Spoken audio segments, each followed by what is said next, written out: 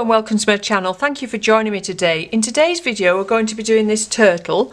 So last week we did a fish, you might recall, and when I was looking for the photographs for that I came across this one which I thought was rather cute. And I decided to do it in ink, and I will show the drawing of this later on in the video, so if you hang around till the end of the video I'll put the actual drawing. But basically I just got the first shapes with the pencil, and then I went over it and did all this detail with the Faber Castell Pitt Pen, and that's a size small, so a nice fine one. And that's a permanent and light fast pen. So you could have done it in sepia as well, the colours would have lent themselves to that.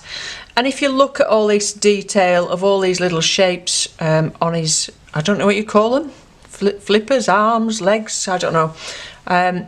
All of that, I wasn't really looking at the picture too much as I was doing that. It was more a case of getting the outline of him in and then being quite sort of illustrative and bold with the shapes. So I've used lots of circles for these parts in here, and then some squarish shapes for all this, and then as you can see around here. And it's interesting when you do animals you haven't done before, looking at how the mechanics work. He's obviously got a lot of muscle going around here and here to move those around, so you can see where the skin goes there. So it wasn't just really a realistic picture, I wanted to do something a bit more illustrative and have a bit of fun with the pen doing all these different line work and shapes.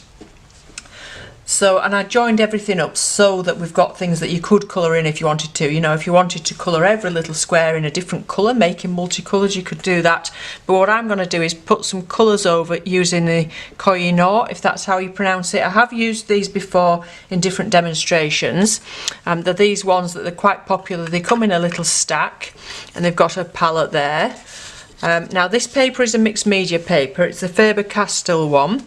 And I do like using this for things like this because it's really handy. It's a nice smooth bright white paper, and I can use it for the Inktense or the watercolour crayons or anything really, so that's why I like to get one of those. So the main thing with these is, and I did mention it in the video once before, is when they're like this, they look quite dark, you can't really tell what colour they are, so you do need, actually I'll do it down the side here, you do need to sort of make a colour chart of them to see what colours they are, because as you can see it's quite different than it appears on there.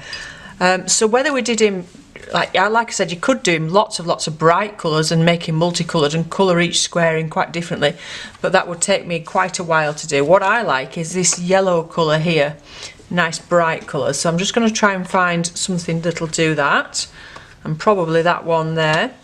So these discs are really handy. As you can see, you've got all the different colours there to hand. So this is quite an ochre one if I do remember rightly, which looking at the photograph it does look like that would be quite a good match. So again I'll just test that in the corner here, and actually it looks quite different there, it's much brighter.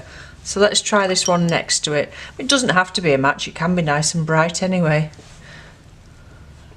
And that's more of an orangey yellow, so I think that one's more suitable. So that's the one I'm going to go with for now.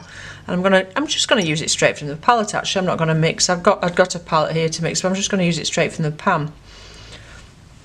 So the brush that I've got here is a number 6, and it's a synthetic brush with a round tip. So again, with this mixed media pad and with these inexpensive paints, a synthetic brush is a good one to go with. And just look where those tones are, and that yellow is on him, and that's going to build up his shapes a bit more. We might put some shadows on him when this is dried over the top. It's quite yellow all the way under here.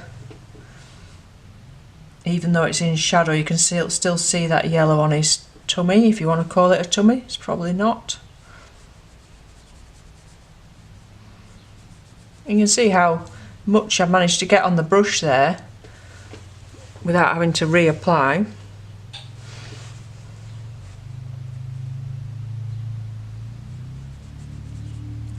So this is why these are such good paints, because there's so much pigment for something that's relatively inexpensive.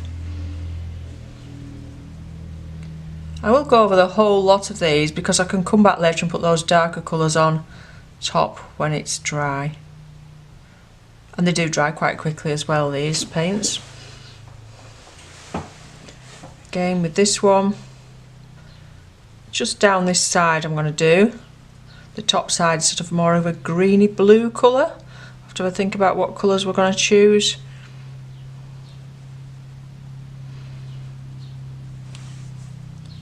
And again, like I did said with the fish one, whether you do wet in wet or wet on dry is really much a personal preference.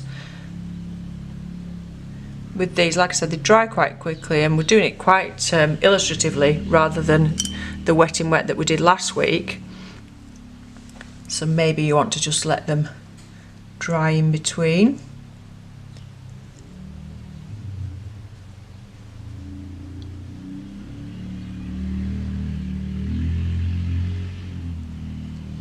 Do excuse the noise, my husband's on in the motorbike outside with the cows.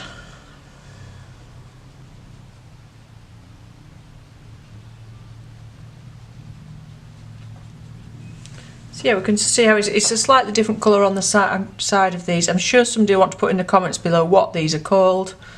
Flippers, I don't know. They're not, certainly not called arms or legs, are they? But I know very little about turtles. But if you look at them all, they've all got this very distinctive little groove out of them. The back ones as well, here, you can see there's little grooves. So look carefully at the picture. I will put the picture in the description below, the link to it, if you want to have a go at drawing it yourself. We've got some of that yellow on his shell here as well. Then we'll have to have a think about the other colours that we're going to put with it.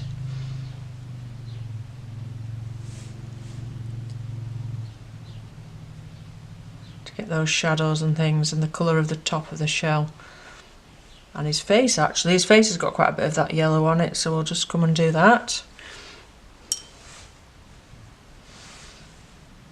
So this is quite a distinctive shape of the eye, so when you get this reference photograph, have a look at those eyes and how sort of set proudly above his face. They're not flat on his face.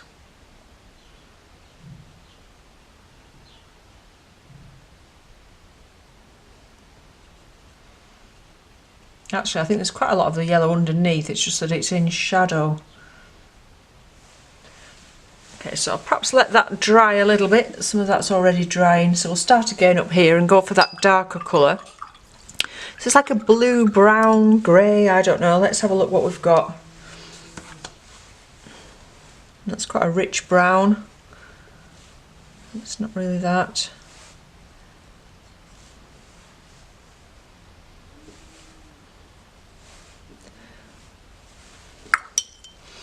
That's quite an interesting colour.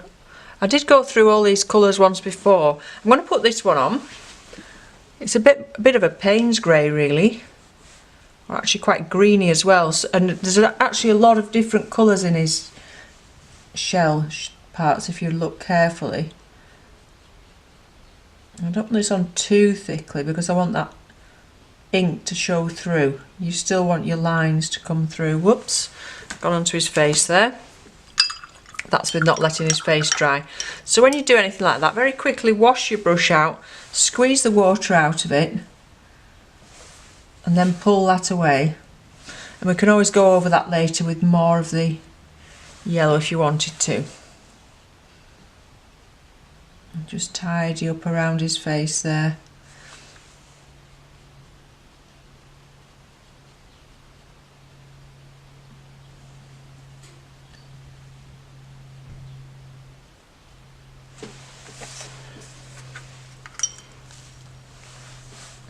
Now it's very easy to get the wrong colour when you come back to these because look at them, they're so dark.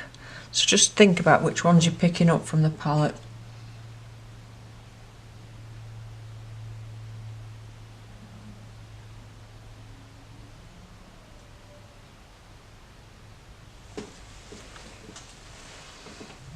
And just in places, just let it flow in a little bit there, because if you look on the actual photograph, the colours are merging quite a bit.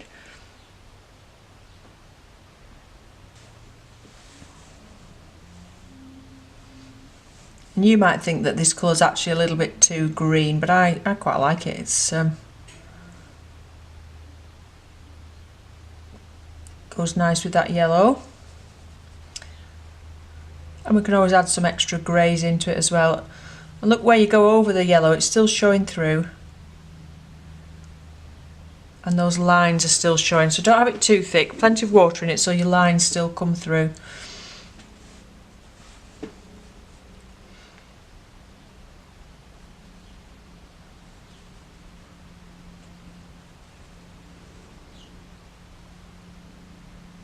You could of course mix it up in the palette. I'm just being a little bit lazy today.